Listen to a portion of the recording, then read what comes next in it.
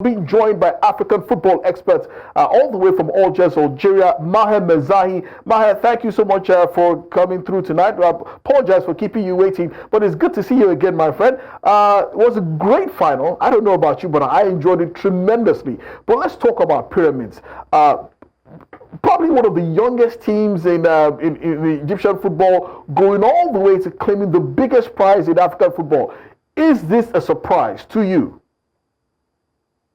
It's not a massive surprise, to be quite honest, simply because the quality of players they have in their squad from 1 to 23 is up there with the likes of Mamelodi, Sundowns, Ahly, Esperance Tunis, and so on and so forth. If you look at their starting lineup from player 1 to player 11, these are players that have played African Cup of Nations, like Ibrahim Blati Touré from Burkina Faso, players with more than 20 caps for even the Egyptian national team, like Mohamed Hamdi, the left back, Ramadan Subhi, of course, the attacking midfielder, and they have a star in the striker Fiston Mayele from the Congo. So when you look at the quality of the squad, the quality of the coach, Krunoslav Jurcic, who's been great with them since he's joined 2 years ago, that wasn't that big of a surprise. But sometimes in these competitions, the stature and the history of the club also plays into the equation, but that wasn't the case this time around. Well, what exactly do you think was the winning formula for Pyramids? Now, everybody has talked about the fact that they never say die, always manage to score a goal away from home in every single competition. It's pretty much very not typical of North African sides who are a bit more cagey away from home, preferring to do the damage when they get home. Would you say that has been their biggest strength, the fact that they were always on the front foot, very positive football, even away from home? Well, you bring up a good point. Pyramids actually, this CAF Champions League campaign scored the most goals ever in any CAF Champions League campaign in history. So wow. They had 36 goals to their name. Mamelodi Sundowns, on the other hand, had 9 goals in 12 total matches in the CAF Champions League. And I think ultimately that really was the main difference, particularly when they came up against the South African sides, Orlando Pirates and Mamelodi Sundowns.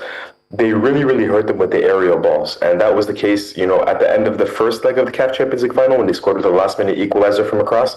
And then, of course, in both goals in the second leg also came from crosses as well. So I think maybe in South Africa, they're not used to dealing with as many aerial balls as they are, in parts of West Africa, Central Africa, and North Africa. But I think that's really where Pyramids hurt Mamelodi Sundowns. Well, before I let you go, Maher, it's another North African team winning the CAF Champions League again. The last time anybody did it was Sundowns way back in 2016. Should we just simply have a separate CAF Champions League for North African teams and let the rest of Africa battle it out? Is that what it is now? No. Then it wouldn't be the African Champions League. I think we cannot divide the continent up like this. If North African sides have an advantage in this competition, it's for a few different reasons. Number one, the budget of some of these clubs. We talk about Pyramids, they're close to Ahly. We're talking about budgets of upwards of 10 to Ahly is almost at $21-22 million per year. These are absolutely massive, and they rival small European or mid-sized European clubs. That's why they can go out and buy Percy Tau from Brighton, the South African international. They can go and buy a French footballer, Anthony Modeste from Borussia Dortmund, after he was one of the highest scorers in the German league for a long period of time. So money is a big factor. One thing that I think West African clubs and maybe South African clubs can do a little bit better is putting more people in the stands and creating that sort of intimidating atmosphere that you can get in the North. East African sides do it well with Yanga and Simba, but I think in the West and the South they can do a little bit better. So these are some of the few things that other parts of the continent can do much better. But of course, we should keep it unified. If you have to remember, the inaugural edition of this competition, 1966, who donated the very first trophy was Kwame Nkrumah, the father of Pan-Africanism, and so it's inextricably linked, Pan-Africanism and football.